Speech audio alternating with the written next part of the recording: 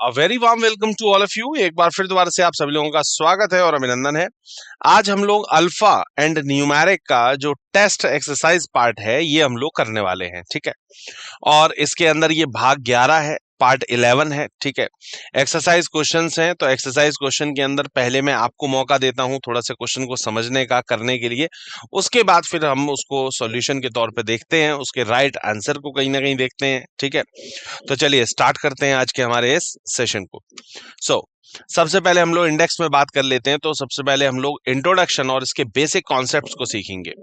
भाई basic concept सीखना बहुत ज्यादा जरूरी है, क्योंकि अगर हमको बेसिक कॉन्सेप्ट नहीं आएगा, क्वेश्चन को हम लोग बड़ी जल्दी नहीं कर पाएंगे। कर तो पाएंगे लेकिन बहुत टाइम लगेगा उस क्वेश्चन को हमें करने में। लेकिन बेसिक कॉन्सेप्ट्स अगर हमारे को क्लियर हैं तो बहुत जल्दी, क्विकली, 100% एक्यूरेसी के साथ में हम लोग जल्दी से जल्दी अपने आंसर्स को कर पाएंगे। चलिए, तो टाइप्स ऑफ क्वेश्चंस की अगर मैं बात कर लूं यहाँ पर, तो वर्णमाला क्रम में रैंकिंग, अल्फाबेटिकल ऑर्डर के क्वेश्चंस देखने वाले हैं हम लोग। ऑर्डर ऑफ टेस्ट, परीक्षण क्रमांक के question. Arrangement of word and numbers, शब्द एवं संख्या की व्यवस्था के क्वेश्चंस को। फॉर्मेशन ऑफ मीनिंगफुल वर्ड, सार्थक शब्द का निर्माण वाले सवाल देखने वाले हैं। और नंबर टेस्ट, जिसे हम लोग संख्या परीक्षण बोलते हैं, ये वाले सवालों को भी हम लोग करने वाले हैं, ठीक है। चलिए, डिस्क्लेमर, अस्वीकरण। हमारे स्लाइड डेक में उपयोग की गई छवियां केवल शैक्षिक उद्देश्यों के लिए है। हम इन छवियों के मूल रचनाकारों और मालिकों की बौद्धिक संपदा और अधिकारों का सम्मान करते हैं। यदि आप इस डेक में उपयोग की गई किसी भी छवि के मालिक हैं और कोई चिंता या समस्या है, तो कृपया करके हमें sathi@iitk.ac.in पर हमसे संपर्क करें। हम छवियां हटा देंगे। Thank you so much. सबसे पहले अगर मैं बात करूं यहां पर इंट्रोडक्शन की, कि क्या क्या बेसिकली होता है। भाई अल्फा एंड न्यूमेरिक, अल्फाबेट से बना अल्फा और नंबर से बना न्यूमेरिक, इसीलिए इसको बोला गया अल्फाबेट एंड न्यूमेरिक, मतलब अल्फा एंड न्यूमेरिक टेस्ट, ठीक है। अब इसके अंदर अल्फा जब नाम आ रहा है तो इसका मतलब अल्फाबेट का यूज भी आएगा, और न्यूमेरिक शब्द आया तो न्यूमेरिक्स का मतलब यूज भी आएगा, ठीक है। तो इसीलिए इसका नाम रखा गया अल्फा एंड न्यूमेरिक। अल्फाबेट्स आपको पता ही है कि ए से जेड तक के आपके 26 लेटर्स होते हैं। तो लेटर्स और नंबर्स के बीच का कुछ ऐसा संयोजन इसके अंदर दिया होता है, कुछ ऐसा मिक्सचर दिया होता है, जिसके पीछे का आपको लॉजिक निकालना होता है, और फिर जो भी क्वेश्चन उस पर पूछा जाता है उसका आपको आंसर बताना होता है, ठीक है। अब आते हैं इसके बेसिक कॉन्सेप्ट्स पर। तो बेसिक कॉन्सेप्ट्स के अंदर सबसे पहले हमें जितने भी ये लेटर हैं, इन सभी लेटर्स का प्लेस वैल्यू लर्न होना चाहिए। प्लेस वैल्यू का मतलब होता है कि कौन सा लेटर किस नंबर पर आता है। भाई 1 से लेकर के 26 तक टोटल 26 लेटर हैं। अब 26 लेटर जो हैं वो 1 से लेकर के 26 तक अलग अलग नंबर्स पर आते हैं। तो ये नंबर्स हमको इजीली लर्न नहीं हो पाते हैं, तो उसके लिए हमने क्या किया, एक शॉर्ट ट्रिक बनाई है। उस शॉर्ट ट्रिक पर बात करते हैं। दूसरी चीज जो यहीं से समझने वाली है वो है ऑपोजिट्स। ऑपोजिट्स का मतलब होता है विपरीत। हर एक लेटर का कोई ना कोई एक अपोजिट होता है, वो अपोजिट भी हम लोगों को देख लेना है और यहां से याद कर लेना है। ये दोनों ही चीजें आपको अल्फा एंड न्यूमेरिक में भी, और एज वेल एज जब आप कोडिंग डिकोडिंग का चैप्टर करते हैं तब भी ये टेबल जो है वो आपके काम आती है। तो इसलिए इस टेबल को लर्न कर लीजिए, बहुत अच्छा रहता है, इससे क्वेश्चन बहुत जल्दी क्विकली हो जाते हैं, ठीक है। चलिए, तो सबसे पहले एक शॉर्ट ट्रिक्स की जरा हम लोग बात करते हैं। शॉर्ट ट्रिक्स के अंदर सबसे पहली शॉर्ट ट्रिक है हमारे पास एजोटी की। एजोटी क्या है कि ये सब 5-5 के गैप पर दिए हैं। जितने भी लेटर्स हैं एजोटी के अंदर, ये सब 5-5 के गैप पर दिए हैं, या 5-5 के मल्टीपल्स में है, या ये भी कह सकते हैं ये सब 5 के टेबल में आते हैं, ठीक है। तो 5, 10, 15, 20, 25, और यहां पर देखा जाए तो EJOTY हो रहा है, ठीक है। इसके बाद अगली शॉर्ट ट्रिक की अगर मैं बात करूं, सिफ्लोरैक्स। सिफ्लोरैक्स होता है कफ सिरप होता है, ठीक है। अब इसको भी हमने शॉर्ट ट्रिक के तौर पे यूज किया है। कैसे कि ये सिफ्लोरैक्स की जो स्पेलिंग है, टोटल इसमें 8 लेटर हैं, और 8 लेटर जो है वो सबके सब 3, 6, 9, 12, 15 इस तरीके से गैप पर आ रहे हैं। तो या तो ये कह लीजिए 3-3 के गैप पर आ रहे हैं, या ये कह लीजिए 3 के टेबल में आ रहे हैं, या 3 के मल्टीपल्स ऑफ टाइम में आ रहे हैं, ठीक है। तो इस तरीके से सिफ्लोरैक्स से 8 लेटर आपके यहां पर तैयार हो जाते हैं। 5 लेटर आपको एजोटी से मिल गए, टोटल हो गए 13 लेटर। अब 26 लेटर ने 13 लेटर तो अकेले ऐसे ही याद हो गए, बाकी के 13 लेटर हम लोग और याद कर लेते हैं। वो कैसे होंगे आइए देखते हैं। एक होता है CMW। CMW में क्या है कि जैसे M जो है, और अगर W की अगर आप देखें कैसे ये बनता है, तो M जो है वो कुछ 3 जैसा नजर आता है, और 3 जो है वो नीचे की तरफ देख रहा है, और W जो है वो ऊपर की तरफ देख रहा है। तो एक बार इस 3 से रिलेटेड इस पूरी टेबल के अंदर कितने नंबर आते हैं, या तो 3 या 13 या 23, यही 3 नंबर होते हैं। तो इसलिए एम आ गया 13 पर, डब्ल्यू आ गया 23 पर और सी पर आ गया 3 नंबर। ठीक है, इसके बाद अगली शॉर्ट ट्रिक है G7। G7 समिट थी, या G लुक्स लाइक अ 7। जी को अगर आप देखें छुपा हुआ नीचे 7 बनता है, तो G7 पर हो गया, या G7 समिट भी होती है हमारी, उसको भी आप यहाँ पर देख सकते हैं। अगली शॉर्ट ट्रिक है हमारी H8। H8 क्या है? H8 क्या है? हॉस्टल नंबर 8 कर लीजिए। H8 को आप एक और तरीका भी ये भी है कि H को अगर आप ऊपर से कंबाइंड कर दें और नीचे से कर दें तो ये कुछ 8 जैसा नजर आता है, तो H जो हो गया वो 8 पर हो गया। अगली शॉर्ट ट्रिक है K11, किंग्स 11 पंजाब, आईपीएल की एक टीम है, अगर आपने ध्यान दिया हो तो K11 किंग्स 11 पंजाब एक आईपीएल की टीम है, तो K11 पर हो गया। अगली शॉर्ट ट्रिक है 7D4। अब भाई D4 क्या है? D4 बेसिकली अगर देखा जाए तो डायरेक्शंस आपकी 4 होती हैं, और 4 डायरेक्शंस को हमने D से डिनोट किया, और D डायरेक्शंस होती कितनी है? 4, तो D4 हो गया। ऐसे हमने इसको कर लिया। T20 मैचेस हम लोग देखते हैं 2020, तो इसको हमने ऐसे याद कर लिया। A1 शीर्ष गुणवत्ता, अच्छी क्वालिटी की कोई भी चीज है तो उसके लिए हम लोग A1 services, top quality services या शीर्ष गुणवत्ता शब्द का यूज करते हैं, तो वही चीज यहाँ पर बताई गई है। अगला क्या है?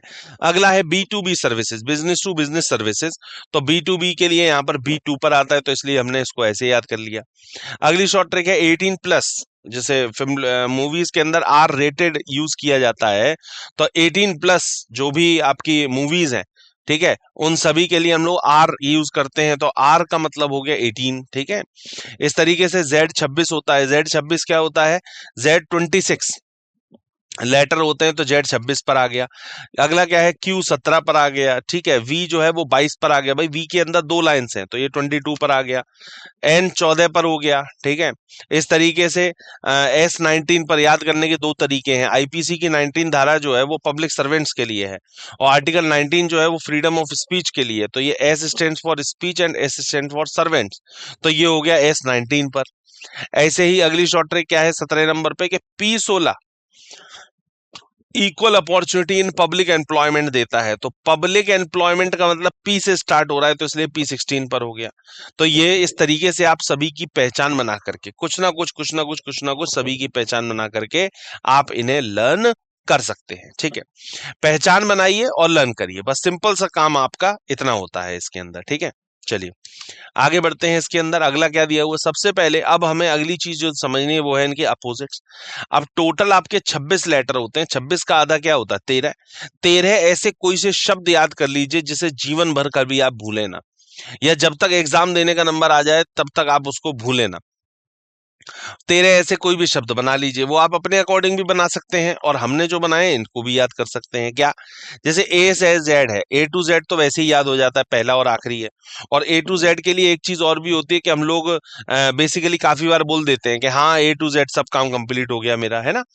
BY के लिए बाय हो गया, CX के लिए क्रैक्स हो गया, DW के लिए DU हो गया, EV के लिए इलेक्ट्रिक व्हीकल हो गया, FU के लिए फन, GT के लिए GT रोड हो गया, HS के लिए हाई स्कूल, IR के लिए इंडियन रेलवे, JQ के लिए जंगल क्वीन, KP के लिए काला पानी, LO के लिए लव, और MN के लिए मैन। इस तरीके से हमने इन सभी की कोई ना कोई शॉर्ट ट्रिक बनाई, और इसको हमने यहाँ पर अपोजिट्स को भी लर्न कर लिया। अगली चीज जो इसी के अंदर समझने वाली है वो होती है विपरीत अक्षरों का योग हमेशा 27 होता है। आप कोई भी लेटर लीजिए, किसी का भी कोई भी अपोजिट है, जैसे मान लीजिए A का अपोजिट Z है, तो A का अपोजिट Z है, अब Z आता है 26 पर, A आता है 1 पर, इन दोनों का टोटल करेंगे कितना होगा? 27। M का अपोजिट N होता है, M आता है 13 पर, N आता है 14 पर, M और N का 14 और 13 जब टोटल करेंगे, टोटल कितना हो रहा है? 27। तो हर एक का जो भी अपोजिट होता है उनका टोटल हमेशा 27 बैठता है। अक्षर जो AEIOU को जो होते हैं इनको हमेशा स्वर माना जाता है, और जबकि अन्य अक्षर इसके अलावा जो होते हैं वो सारे क्या होते हैं? व्यंजन माने जाते हैं। ठीक है, इसके बाद अंग्रेजी वर्णमाला में श्रेणी का जो पहला आधा भाग होता है वो A से लेकर के M तक का होता है। भाई टोटल 26 लेटर हैं, 26 का आधा होता है 13, तो A से M तक का हो जाता है आधा, और N से लेकर के Z तक हो जाता है फिर दूसरा आधा। तो पहला आधा हो गया ये वाला A से M तक, और दूसरा आधा हो गया N से जेड वाला। इस तरीके से फर्स्ट हाफ और सेकंड हाफ हमने यहाँ पर बनाया है, ठीक है। आरोही क्रम और अवरोही क्रम क्या होता है? आरोही क्रम का मतलब असेंडिंग ऑर्डर, असेंडिंग ऑर्डर का मतलब छोटे से बड़े की तरफ, 1 2 3 4 5। और अवरोही क्रम क्या हो जाता है? 15 14 13 12, मतलब बड़े से छोटे की तरफ। तो छोटे से बड़े की तरफ, बड़े से छोटे की तरफ, इस तरीके से हमने यहाँ पर असेंडिंग और डिसेंडिंग ऑर्डर को भी यहाँ पर हमने डिनोट किया है। अगला इसी के अंदर आता है संख्याओं का प्रतिस्पादन। अब प्रतिस्पादन क्या होता है? Replacement of numbers. जैसे 1 2 3 लिखा है तो यहाँ पर 3 2 1 लिख दिया, 4 5 6 था तो 6 5 4 लिख दिया, 1 2 3 था तो 2 और 3 ने जगह इंटरचेंज कर ली। इस तरीके से ये संख्याओं का भी प्रतिस्पादन होता है, तो इसको आप एज वेल एज नोट भी कर लीजिएगा और समझ भी लीजिएगा, ठीक है। संख्याओं के भीतर अंकों की आरोही क्रम व्यवस्था कैसे डिसाइड होती है? देखिए 436 था तो 346 बनाया, 875 को 578 बनाया, 321 को 123 और 782 को 278। ये सारे आपको असेंडिंग ऑर्डर में नंबर्स को सेट कर दिया गया है। इसके बाद संख्याओं के भीतर अवरोही क्रम किस तरीके से होता है? मतलब बड़े की से छोटे की तरफ। 274 था तो यहाँ बना दिया 742, 189 था तो 981, 890 था तो 980 और 638 था तो फिर 863। तो ऐसे ही असेंडिंग ऑर्डर और डिसेंडिंग ऑर्डर नंबर्स के बीच में कुछ इस तरीके से रहता है। अगली शॉर्ट ट्रिक समझने वाली है, वो है मूल्य बल, वैल्यू फोर्सेस। बहुत ध्यान से समझने वाली चीज, इसके अंदर लेफ्ट मूवमेंट होता है और राइट मूवमेंट होता है, ठीक है। अगर आप लेफ्ट मूवमेंट कर रहे हैं, मतलब बाईं ओर का मूवमेंट कर रहे हैं, तो अगर बाएं दाएं आया है या फिर दाएं बाएं आया है तो ये हमेशा आपस में जुड़ते हैं, ध्यान रखिएगा। लेफ्ट राइट आ जाए या राइट लेफ्ट आ जाए, ये दोनों आपस में हमेशा पोजीशंस ऐड करी जाएंगी। जब कभी भी लेफ्ट लेफ्ट आ जाए या राइट राइट आ जाए, मतलब बाएं बाएं आ जाए और दाएं दाएं आ जाए, तब हमेशा ये दोनों आपके क्या होते हैं? माइनस की जाती हैं। तो ध्यान रखिएगा, सेम एलिमेंट्स ऑलवेज माइनस करे जाते हैं, और सेम एलिमेंट्स हमेशा माइनस होंगे, और जो अनदर एलिमेंट्स होते हैं, डिफरेंट एलिमेंट्स अगर दिए हुए हैं, तो वो हमेशा आपके ऐड किए जाते हैं, ठीक है। तो इसलिए ध्यान रखिएगा कब क्या चीज इसके अंदर हमको करनी है। चलिए, तो ठीक है, फिर रूल्स हमने सारे समझ ही लिए हैं, बेसिक कॉन्सेप्ट्स हमने समझ ही लिए हैं। अब आते हैं हम लोग क्वेश्चंस के ऊपर। तो सबसे पहला क्वेश्चन आप सभी के स्क्रीन के ऊपर आया है। क्वेश्चन को बहुत ध्यान से पढ़ेंगे और उसके बाद फिर इसके सॉल्यूशन पर हम लोग बात करेंगे, ठीक है। क्वेश्चन क्या बोला गया है, आइए पढ़ते हैं। निम्नलिखित प्रश्न में अव्यवस्थित अक्षरों की पुनर्व्यवस्था करके एक सार्थक शब्द बनाएं और फिर उस शब्द को चुने जो अन्य से भिन्न है या फिर अलग है। जैसे in the following question rearrange the unorganised letter from the meaningful word and then choose the word which odd और डिफरेंट फ्रॉम अदर्स। इसका मतलब ये हुआ कि आपको इन चारों शब्दों को पहले तो ये रीअरेंज करके मीनिंगफुल वर्ड बनाना है, और जब मीनिंगफुल वर्ड बन जाता है तब ये देखना है कि इन चारों मीनिंगफुल वर्ड के अंदर कौन सा इसके अंदर डिफरेंट है। जो डिफरेंट है वही उसके लिए सही है, ठीक है। चलिए 10 सेकंड देता हूं, क्वेश्चन को एक बार ट्राई करिए, थोड़ा सा समझिए इस क्वेश्चन को, क्या अप्रोच होनी चाहिए क्वेश्चन को सॉल्व करने की। उसके बाद इसके सॉल्यूशन पर हम लोग बात करते हैं।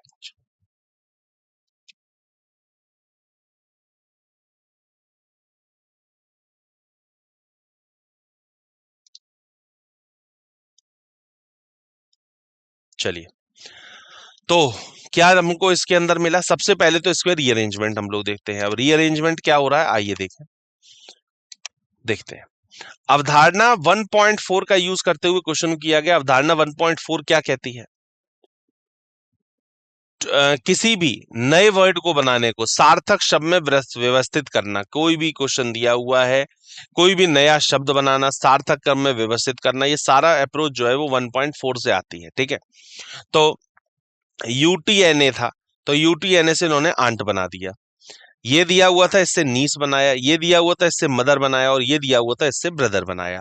तो आंट, नीस, मदर और ब्रदर। अब इसके अंदर अलग क्या है, डिफरेंट क्या है? अब इसके अंदर ब्रदर जो हो जाता है वो इसके अंदर हो जाता है डिफरेंट। क्यों? क्योंकि इसके अंदर बाकी जितनी भी हैं वो सारी की सारी महिलाएं हैं, ठीक है। आंट भी महिला होती है, नीस भी महिला होती है। नीस हम दोनों के लिए यूज कर सकते हैं, चाहे भतीजी हो चाहे भांजी हो, ठीक है। इन दोनों के लिए नीस शब्द। और उसके बाद मदर, ठीक है, ये भी फीमेल हो गई। और ब्रदर जो हो जाता है ये इसके अंदर हो जाता है मेल कैंडिडेट। तो जो मेल है वही इसके लिए अलग है, इसलिए ब्रदर अलग है, क्योंकि बाकी सभी जो है वो महिलाएं हो जाती हैं। तो इसलिए ब्रदर इसके लिए सही है। ब्रदर जो दिया था वो डी पर दिया था, और डी जो है वो दिया किस पर है? ये बहुत जरूरी हो जाता देखना।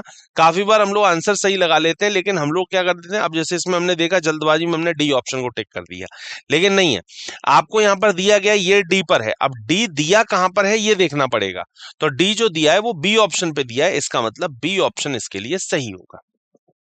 ठीक है, तो डी ऑप्शन इसके लिए सही जवाब है, परफेक्ट आंसर है, राइट, मतलब ऑप्शन नंबर बी और आंसर जो है वो डी सही है। ठीक है, तो ये चीज बहुत ध्यान से समझते हुए तब उसके बाद क्वेश्चन को करिएगा। ठीक, चलिए अगले क्वेश्चन पर मूव कर रहे हैं। निम्नलिखित प्रश्न में अव्यवस्थित अक्षरों को पुनर्व्यवस्थित करके एक सार्थक शब्द बनाएं और फिर उस शब्द को चुनें जो अन्य से भिन्न है या फिर अलग है।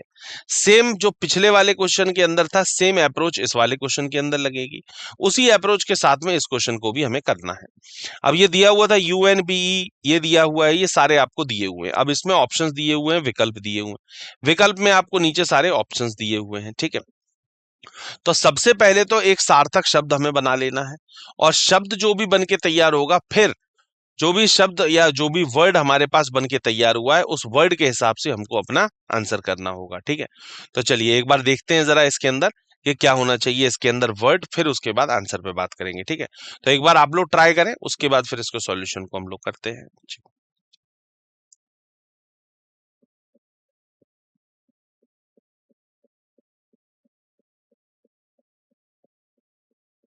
चलो आइए देखते हैं। तो सबसे पहले तो हम लोग इससे वर्ड बनाते हैं, और वर्ड क्या क्या बनना है आइए देखें। अवधारणा 1.4 का यूज करते हुए हमने इस क्वेश्चन को सॉल्व किया। जो वर्ड बन के तैयार हुआ, एक तो बना है पुणे, इससे बना है शिलोंग, इससे बना है भोपाल, और इससे बना है चेन्नई। ठीक है, तो पुणे, शिलोंग, भोपाल और चेन्नई के अंदर अलग क्या है? पुणे इसके अंदर अलग होगा क्योंकि बाकी सभी जो है वो राज्यों की कहीं ना कहीं राजधानियां हैं। ठीक है, चाहे आप शिलोंग ले लीजिए, चाहे भोपाल ले लीजिए, चाहे चेन्नई ले लीजिए, ये तीनों राजधानियां हैं, कैपिटल सिटीज हैं। ठीक है, और पुणे जो हो जाता है वो अपने आप में एक स्वतंत्र हो जाता है, महाराष्ट्र की एक सिटी हो जाती है। ठीक है, तो पुणे इसके लिए बिल्कुल सही है। पुणे जो दिया हुआ था वो आपको ए पर दिया, और ए दिया किस पर है? ए दिया है डी ऑप्शन पे जाकर के, तो इसका मतलब डी ऑप्शन इसके लिए करेक्ट बैठेगा। ये ऐसे कॉम्बिनेशन बिठा करके तब क्वेश्चन फाइनल जाकर के आंसर लगाइए। जल्दबाजी में काफी बार हम लोग जल्दी आंसर देने के चक्कर में हम लोग काफी बार गलत कर बैठते हैं। ठीक है, तो बहुत ध्यान से क्वेश्चन को पढ़ते हुए तब करना है। चलिए अगला क्वेश्चन आया। निम्नलिखित प्रश्न में अव्यवस्थित अक्षरों को पुनर्व्यवस्थित करके एक सार्थक शब्द बनाएं और फिर उस शब्द को चुनें जो इन सब से अलग है। जो अलग है वही इसके लिए सही जवाब भी होगा। ठीक है, तो in the following question rearrange the disorganised या unorganised letters of the word, meaningful word, and then choose that word which is odd और डिफरेंट फ्रॉम अदर्स। ठीक है, चलिए ऑप्शंस आपके सामने है, क्वेश्चन आपके सामने है, लगाइए थोड़ा सा दिमाग, उसके बाद फिर इसके क्वेश्चन पर सॉल्व बात करेंगे।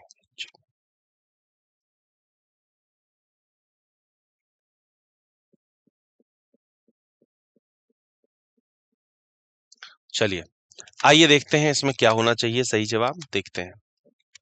देखिए यहां से एक वर्ड बन के तैयार हुआ नोवेल, यहां से एक वर्ड बन के तैयार हुआ थीसिस, यहां से इससे बना है मैगजीन, और इससे बना है डिक्शनरी।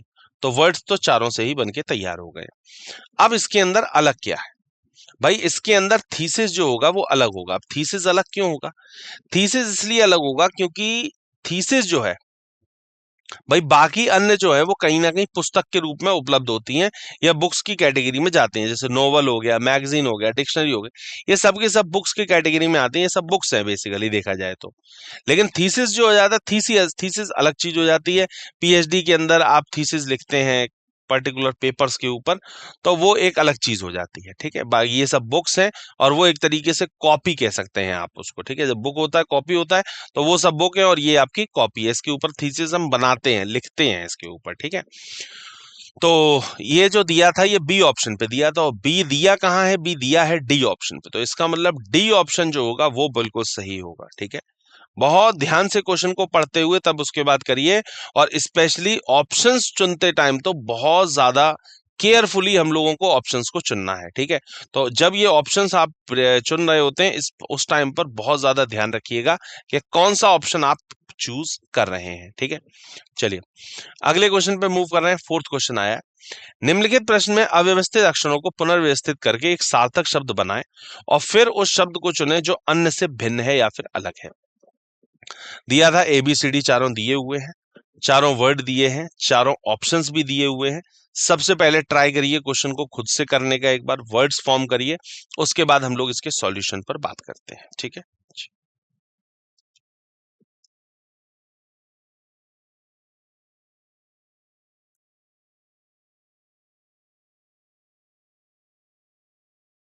चलिए, वर्ड दिया हुआ था ये, ठीक है। इसके बाद ये पूरा दिया हुआ था, अब यहाँ पर ऑप्शंस दिए गए, ठीक है, कि ऑप्शन इसके अंदर कौन सा सही होना चाहिए, ठीक है। तो सबसे पहले तो हम लोग वर्ड देखते हैं कि कौन सा वर्ड इसके अंदर बन बन के तैयार हो रहे हैं, ठीक है। तो आपने देखा यहां से ये बन के तैयार हो रहा है गोल्फ, इससे बन रहा है टेनिस, इससे बन रहा है फुटबॉल, और इससे बन रहा है स्नेक। तो गोल्फ, टेनिस, फुटबॉल और स्नेक, अब इसके अंदर एक अलग क्या है, डिफरेंट क्या है? भाई गोल्फ, टेनिस और फुटबॉल ये तीनों ही खेल है, और स्नेक जो हो जाता है, क्या हो जाता है, स्नेक जो हो जाता है वो सांप हो जाता है। तो स्नेक अलग है, क्योंकि बाकी सब जो है वो सारे के सारे खेल हैं। अब स्नेक जो था वो बन कहां से रहा था, स्नेक बन रहा था फर्स्ट वाली उससे। तो अब ए ऑप्शन जो है ये दिया कहां पर है, ए दिया हुआ है बी ऑप्शन के ऊपर, ठीक है। तो इसलिए बी ऑप्शन इसके लिए बिल्कुल सही होगा, परफेक्ट आंसर है, राइट आंसर है बी ऑप्शन, ठीक है, एकदम सही जवाब। चलिए, अगले क्वेश्चन पे मूव करते हैं। अगला क्वेश्चन आया है ये, निम्नलिखित प्रश्न में अव्यवस्थित अक्षरों को पुनर्व्यवस्थित करके एक सार्थक शब्द बनाएं और फिर उस शब्द को चुनें जो अन्य भिन्न से इनसे अलग है, ठीक है। तो जो अलग है वही इसके लिए सही जवाब भी होगा। ये सारे आपको दिए हुए थे और उसके बाद यहाँ पर ऑप्शंस दिए गए थे, ठीक है। तो सबसे पहले यहाँ पर चारों को हम लोग क्या करेंगे, तोड़ेंगे, तोड़ने के बाद सही इससे बनाएंगे कि मीनिंगफुल वर्ड कौन सा बन रहा है, फिर उसके आधार पे अपने ऑप्शंस को भी हम लोग चुनेंगे। तो एक बार 10 सेकेंड है आपके पास, करिए थोड़ा सा क्वेश्चन को, फिर उसके बाद इसके सॉल्यूशन पर बात करते हैं।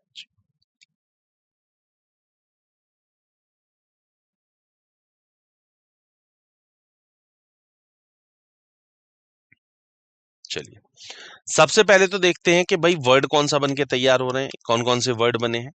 तो यहाँ सबसे पहला एक वर्ड बन के तैयार होगा यहाँ से क्रिकेट, फिर उसके बाद इस वाले वर्ड से बनेगा हॉकी, फिर इससे बनेगा चेस, और फिर उससे बनेगा फुटबॉल, ठीक है। अब खेल तो चारों ही हैं, अगर देखा जाए तो cricket, football, chess, football, cricket, hockey, chess, football चारों ही खेल हैं। लेकिन फिर भी एक खेल इसके अंदर अलग है, वो कौन सा एक अलग होगा, इसके अंदर चेस जो हो जाएगा वो अलग हो जाएगा। चेस अलग क्यों है? क्योंकि चेस जो है वो एक आउटडोर गेम की कैटेगरी में नहीं जाता है, और बाकी जितने भी हैं वो सारे के सारे आउटडोर गेम्स हैं, ठीक है। आउटडोर का मतलब जो बाहर आप खेल सकते हैं, ठीक है, चाहे क्रिकेट हो गया, चाहे हॉकी हो गया, फुटबॉल हो गया, ये सारे आउटडोर गेम्स हैं। और चेस जो हो जाता है वो इंडोर गेम की कैटेगरी में आता है, ठीक है। तो इसीलिए चेस इसके लिए सही है। और चेस जो था वो यहाँ पर 10 सी, अब सी जो है वो दिया कहां पर है, सी दिया हुआ है डी पर, तो इसलिए डी ऑप्शन इसके लिए बिल्कुल सही बैठेगा, परफेक्ट आंसर है, राइट आंसर है डी ऑप्शन, एकदम सही जवाब, ठीक है। चलिए, अगला क्वेश्चन आया है 6 क्वेश्चन, बहुत ही ध्यान से क्वेश्चन को पढ़ेंगे और उसके बाद सॉल्व करेंगे, बड़े इत्मीनान से क्वेश्चन को सॉल्व करते हुए चलना है। क्या 7 अक्षरों को एक रेखीय व्यवस्था में एक सार्थक शब्द बनाने के लिए व्यवस्थित किया गया है, ठीक है। मतलब कि 7 अक्षरों का एक शब्द हमको ऐसा तैयार करना है जो कि इन कंडीशंस के ऊपर सारे के सारे फॉलो करना चाहिए, ठीक है। ए आई के बाएं ओर दूसरे स्थान पर है, बिल्कुल जैसे सिटिंग अरेंजमेंट का क्वेश्चन होता है कुछ उसी तरीके से है। ए आई के बाएं ओर दूसरे स्थान पर है, एल एन के बाईं ओर है, आई और जी के बीच में दो से अधिक अक्षर नहीं रखे गए हैं, जी आई के दाएं ओर रखा गया है, जी ई और डी का पड़ोसी नहीं है, डी और ई एक दूसरे के बगल में रखे गए हैं, जो अक्षर बनाए गए सार्थक शब्द के ठीक बीच में रखा गया है वह कौन सा अक्षर है। यदि एक से अधिक शब्द ऐसे बन के तैयार हो रहे हैं तो आपका एक्स के रूप में आप आंसर करना होगा, ठीक है। तो आपको सबसे पहले अरेंजमेंट बना लेना है, फिर अरेंजमेंट के बाद ये देखना है कि ऐसे कितने शब्द बन रहे हैं। अगर सिर्फ एक शब्द बन के तैयार हो रहा है तो फिर उसका आंसर कुछ और होगा, और अगर एक से ज्यादा बन रहे हैं तो फिर आपको एक्स के तौर पे अपना आंसर देना होगा, ठीक है। तो एक बार कोशिश करिए, ट्राई करिए कि किस अप्रोच के साथ में ये क्वेश्चन होना चाहिए। वो शब्द ढूंढिए कि वो कौन कौन से शब्द बन सकते हैं या सिर्फ एक ही बनेगा, उसके बाद इसके सॉल्यूशन पर हम लोग बात करते हैं, ठीक है।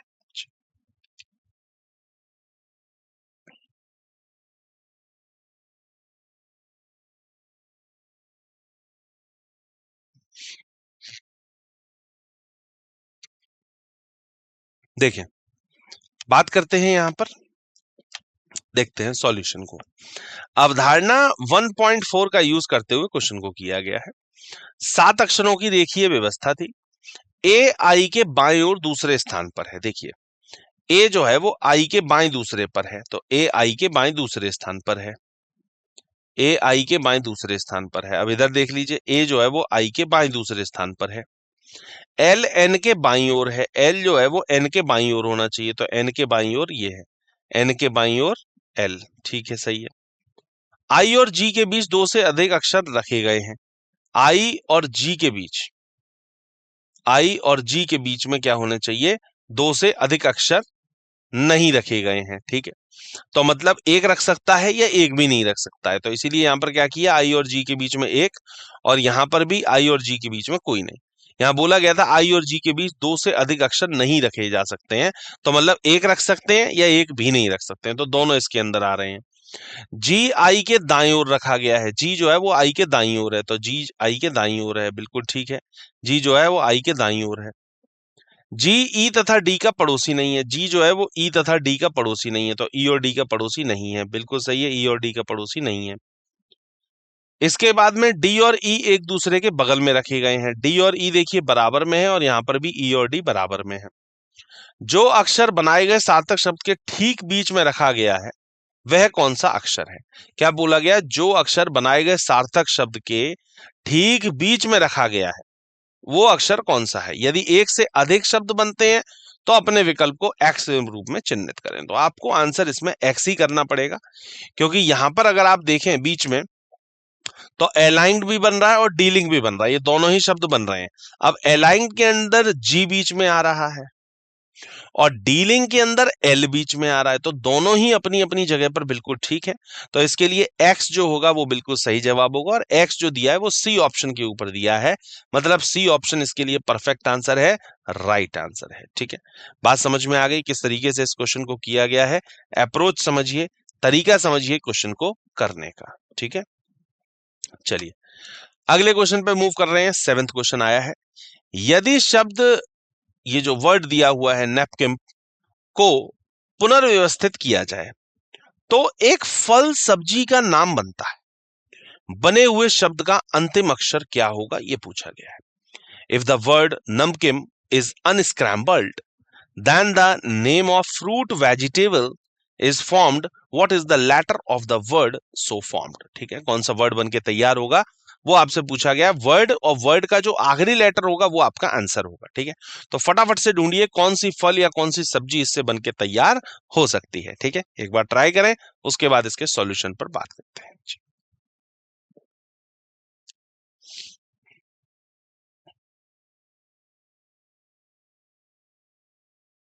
चलिए आइए देखते हैं इस क्वेश्चन का सही जवाब क्या होना चाहिए। सबसे पहले यहाँ पर वर्ड बना है ये, अब वर्ड कौन सा बन रहा है, देखिए अवधारणा 1.4 का यूज करते हुए हमने इस क्वेश्चन को सॉल्व किया। शब्द जो था वो ये था, पुनर्व्यवस्थित किया जाए तो एक फल सब्जी जो बन रही है वो पंपकिन बन रहा है। पंपकिन का मतलब होता है कद्दू, सब्जी होती है ये, और पंपकिन का आखिरी लेटर जो है वो एन है, तो अंतिम शब्द एन है, तो एन ही इसके लिए सही जवाब होगा। और एन जो दिया है वो दिया है सी ऑप्शन के ऊपर, तो सी ऑप्शन इसके लिए बिल्कुल सही है, परफेक्ट आंसर है, राइट आंसर है सी ऑप्शन। ठीक है, एकदम करेक्ट आंसर। चलिए अगला क्वेश्चन आया है 8th क्वेश्चन, आइए इसको पढ़ते हैं। यदि प्रत्येक शब्द में तीसरे अक्षर को अंग्रेजी वर्णमाला के क्रम के अनुसार अगले अक्षर में बदला दिया जाए तो कितने शब्दों में एक अक्षर 2 बार दिखाई देगा? देखिए प्रत्येक शब्द जो है, क्वेश्चन को समझिए पहले, प्रत्येक शब्द में तीसरे अक्षर को अंग्रेजी वर्णमाला के क्रम के अनुसार अगले अक्षर से बदल दिया जाए। जो तीसरा, हर एक वर्ड के अंदर, जैसे रॉड है, इट्स है, मग है, रे है, सीयू है, सभी के जो तीसरे लेटर्स हैं उनको इंग्लिश अल्फाबेटिकल ऑर्डर के अकॉर्डिंग अगले लेटर से चेंज कर दिया जाए तो कितने शब्दों में एक अक्षर 2 बार दिखाई देगा? कितने अक्षर ऐसे हैं जिसमें जो एक ही लेटर है वो 2 बार दिखाई देगा? If the third alphabet in each of the word is changed to the next alphabet according to the English alphabetical order, then in how many words thus formed will an alphabet appear twice? Options आपके सामने है, question आपके सामने है, सोचिए एक बार, उसके बाद इसके सॉल्यूशन पर बात करते हैं।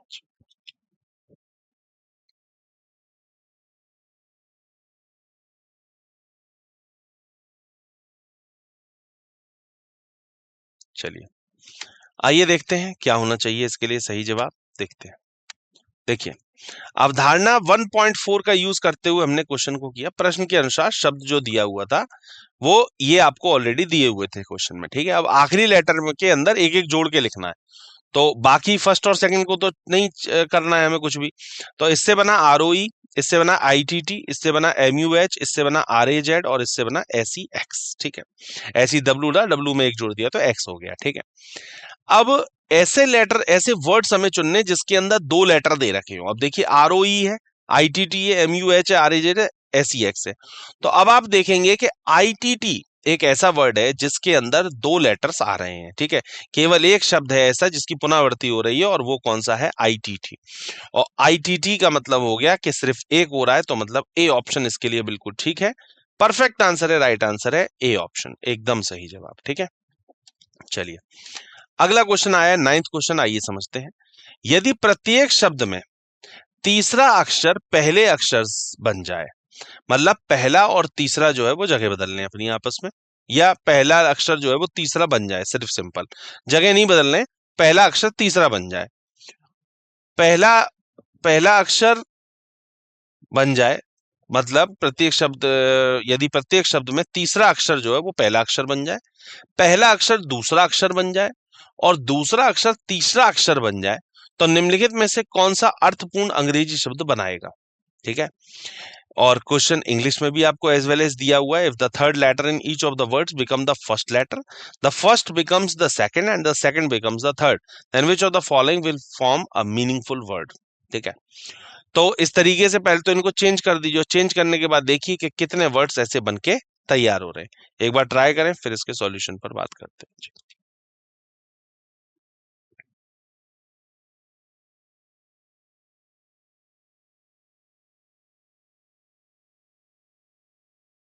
ठीक है, चलिए आइए देखते हैं और इसके सबसे पहले तो ये चेंजेस करते हैं, ठीक है।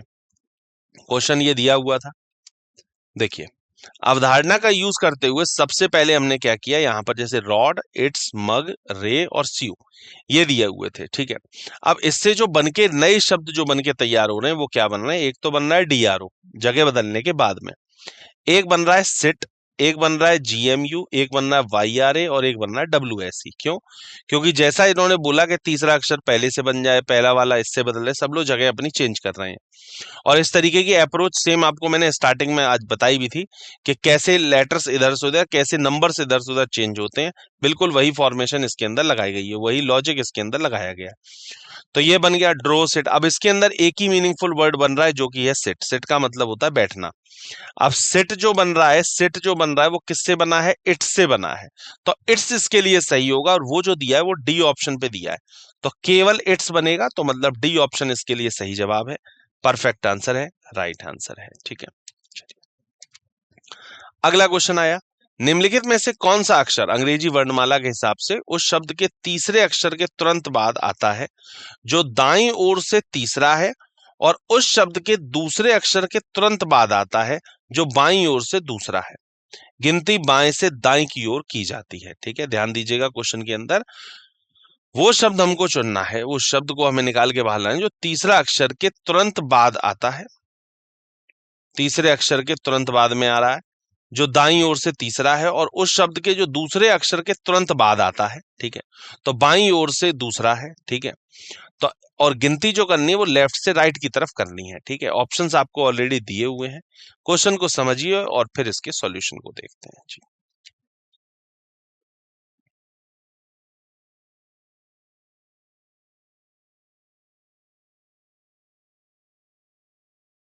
चलिए आइए देखते हैं सबसे पहले इसके लिए क्या होना चाहिए। भाई देखें, अवधारणा 1.4 का यूज करते हुए क्वेश्चन को सॉल्व किया गया।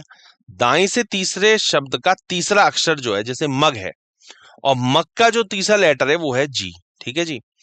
अब बाएं से दूसरे शब्द का दूसरा अक्षर जो है, बाएं से दूसरा कौन सा है, इट्स, और इट्स का दूसरा लेटर क्या है, टी। तो इधर आया टी और इधर आया जी। तो जी के तुरंत बाद का अक्षर एच आता है, आपको पता है जी के बाद इंग्लिश अल्फाबेट में क्या आता है, एच। और टी के तुरंत बाद क्या आता है, यू। तो एक हो गया एच और एक हो गया यू, तो एच यू इसके लिए बिल्कुल सही जवाब है, परफेक्ट आंसर है, राइट आंसर है एच यू।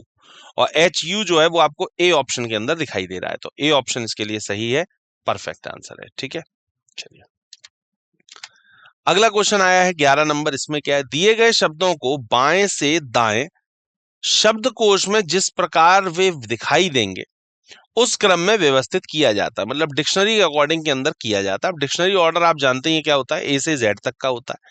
ठीक है, तो निम्नलिखित में से किसकी स्थिति दिए गए स्थानों की तुलना में नहीं बदलेगी? वो कौन सा वर्ड ऐसा है जिसकी स्थिति नहीं बदलेगी, वो अपनी जगह पर ही रहेगा, जब हम लोग इसको सेट कर लेंगे उसके बाद में। ठीक है, चलिए करिए एक बार, इंग्लिश डिक्शनरी का क्वेश्चन है।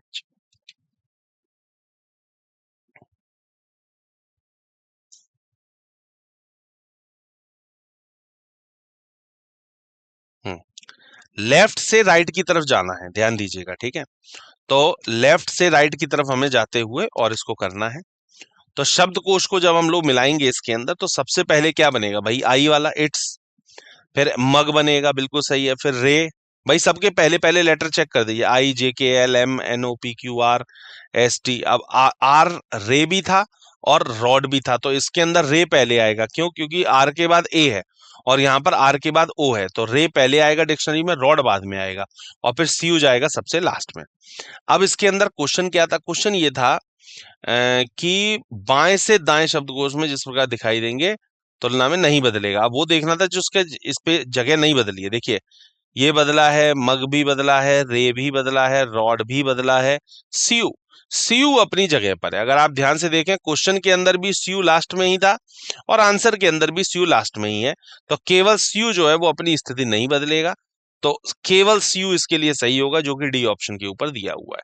तो डी ऑप्शन इसके लिए परफेक्ट आंसर है, राइट आंसर है। ठीक है, चलिए अगला क्वेश्चन क्या है, यदि दिए गए प्रत्येक शब्द में प्रत्येक व्यंजन को पिछले अक्षर में और प्रत्येक स्वर को अगले अक्षर में अंग्रेजी वर्णमाला श्रेणी के अनुसार बदल दिया जाए, तो कितने शब्दों में कम से कम एक स्वर होगा? ऐसे कितने होंगे जिसमें एटलीस्ट एक स्वर होगा, ये आपको देखना है। ठीक है, तो rod, its, mug, race, you, ये आपको वर्ड्स दिए हुए थे, और अब इसमें आपको चेंजेस करने हैं। कैसे? प्रत्येक व्यंजन को पिछले अक्षर से बदलना है और स्वर को अगले अक्षर से बदलना होगा। ठीक है, चलिए एक बार ट्राई करिए और उसके बाद फिर इसके सॉल्यूशन पर बात करते हैं।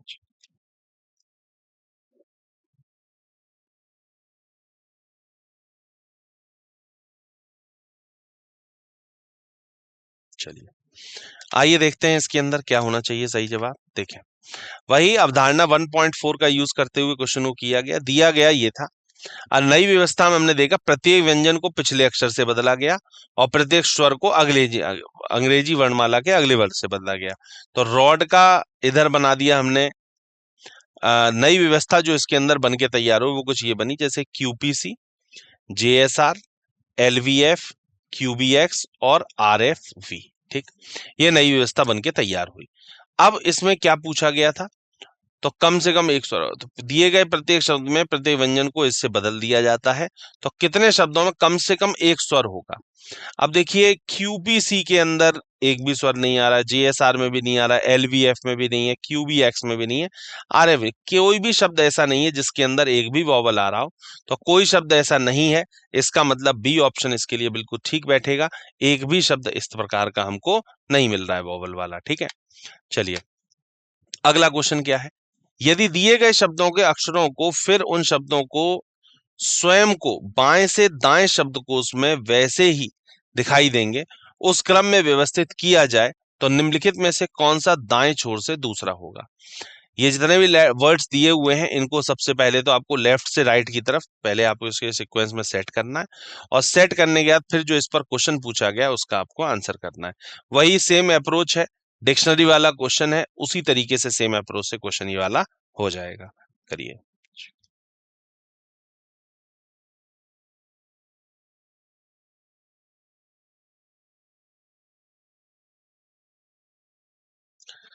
चलिए, तो सबसे पहले तो इसको हम लोग सेट करते हैं, सेट करने के बाद में फिर देखते हैं क्या होना चाहिए। देखिए, अवधारणा 1.4 का यूज करते हुए क्वेश्चन को किया जाएगा। सही क्रम जो बनेगा वो कुछ ये बनेगा, सबसे पहले तो ए एम टी, ठीक है जी, ए एम टी ये वाला। ठीक है, स्वयं को बाएं से दाएं, तो ए एम टी का मतलब हो गया ये सारे असेंडिंग ऑर्डर में सेट हो गए। फिर डेन आएगा, फिर फॉर आएगा, फिर IKS आएगा, फिर NRU आएगा। तो देखिए करना क्या है कि जितने भी ये वर्ड्स थे, तो वर्ड्स को पहले तो विद इन अ लेटर ही हमको सेट करना था। अब जैसे MAT था, तो इसको अगर हम डिक्शनरी के हिसाब से सेट करेंगे तो, या शब्दकोश के हिसाब से, या वैसे असेंडिंग ऑर्डर में सेट किया है, तो क्या बनेगा, A, फिर M, फिर T। ऐसे ही सबको करना है। ये DEN ऑलरेडी सेट है, इसको नहीं करना है। ये देखिए N होगा, फिर R होगा, फिर U होगा। FOR के लिए क्या होगा, F सही है, O सही है, R सही है। SKI के लिए होगा IKS हो जाता है, ठीक है ना, ऐसे। तो इसको हमने ऐसे सेट कर लिया। अब सेट करने के बाद बोला गया था कि दाईं छोर से दूसरा क्या होगा, तो दाईं छोर से दूसरा हो रहा है वो IKS हो रहा है। तो स्काई जो है वो दाईं छोर से दूसरा है। तो स्काई का मतलब हो गया ए ऑप्शन इसके लिए बिल्कुल सही है, परफेक्ट आंसर है, राइट आंसर है ए ऑप्शन। ठीक है, चलिए अगला क्वेश्चन आया है 14th नंबर, आइए पढ़ते हैं। यदि दिए गए प्रत्येक शब्द में प्रत्येक व्यंजन को पिछले अक्षर में और प्रत्येक स्वर को अंग्रेजी वर्णमाला श्रेणी के अनुसार अगले अक्षर में बदल दिया जाए, तो कितने शब्दों में एक अक्षर दो बार दिखाई देगा। ठीक है, अब यही फिर दोबारा से क्वेश्चन आ गया, दिए गए प्रत्येक शब्द में प्रत्येक व्यंजन को पिछले अक्षर से और प्रत्येक स्वर को अंग्रेजी वर्णमाला के अगले अक्षर से बदला जा रहा है, तो कितने शब्दों में एक अक्षर दो बार दिखाई देगा, वो आपसे पूछा गया है। ठीक है, क्वेश्चन को एक बार करिए, फिर इसके सॉल्यूशन को देखते हैं जी।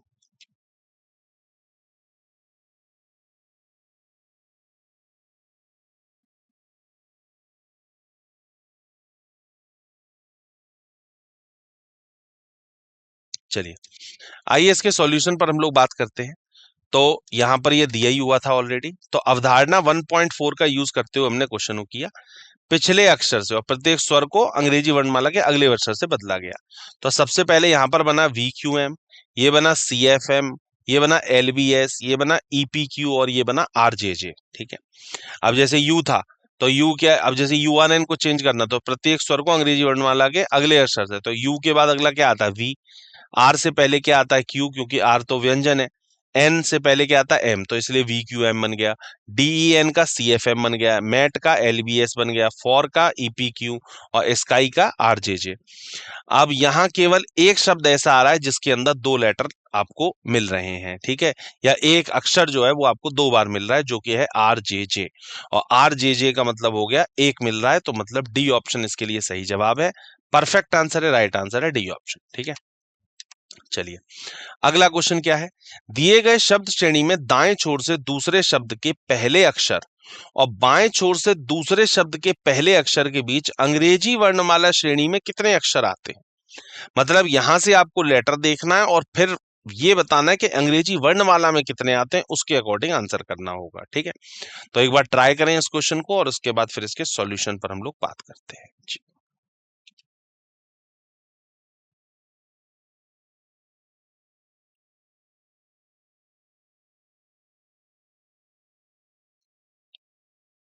देखिए, दाएं छोर से दूसरे शब्द का पहला अक्षर, तो एक बात समझिए, दाएं छोर से दूसरे अक्षर का, दूसरे शब्द का पहला अक्षर, मतलब यहां पर क्या हो गया, F। और बाएं छोर से दूसरे शब्द का पहला अक्षर, बाएं छोर से दूसरे शब्द का पहला अक्षर, मतलब यहां पर क्या हो गया, D। तो D और F के बीच एक हो गया डैन और एक हो गया फॉर। तो डैन और फॉर के बीच में, मतलब डी और एफ के बीच में केवल एक ही अक्षर आता है, डी और एफ के बीच में सिर्फ एक ई आता है, जो कि आता है ई।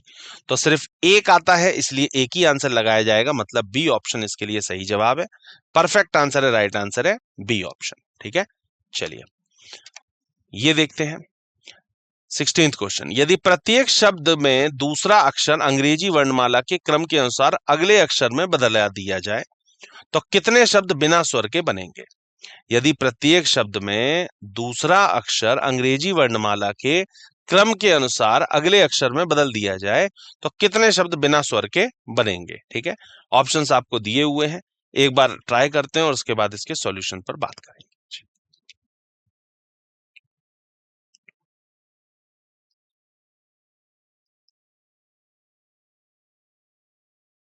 चलिए आइए इसके सॉल्यूशन को देखते हैं क्या बना है इसके अंदर। देखें, अवधारणा 1.4 का यूज करते हुए हमने क्वेश्चन को किया। दी गई व्यवस्था तो ये थी, ये ऑलरेडी आपको क्वेश्चन में दिया था। अब प्रत्येक शब्द में दूसरे अक्षर अंग्रेजी वर्णमाला के क्रम के अनुसार अगले अक्षर से बदल जाए। तो दूसरा अक्षर मतलब जैसे आर की जगह एस हो गया, डेन के अंदर ई की जगह एफ हो गया, मैट के अंदर ए की जगह बी हो गया, फॉर के अंदर ओ की जगह पी हो गया, और स्काई के अंदर के की जगह पर एल हो गया। ठीक है, अगले अक्षर से बदल गए, तो नई व्यवस्था हमारे पास ये बन के तैयार हो गई। अब इसमें क्या पूछा गया, तो शब्द कितने शब्द बिना स्वर के बनेंगे ये आपसे पूछा गया है। तो एक तो यूएसएन तो वॉवल वाला है, एक तो ये बिना वाला है, एक ये एमबीटी बिना वाला है, और एक एफपीआर ये भी बिना वाला। तो ये तीन वर्ड ऐसे हैं जो कि बिना वाले हैं, बाकी एसएलआई और यूएसएन जो स्वर वाले हैं। तो तीन है, इसका मतलब सी ऑप्शन इसके लिए बिल्कुल सही है।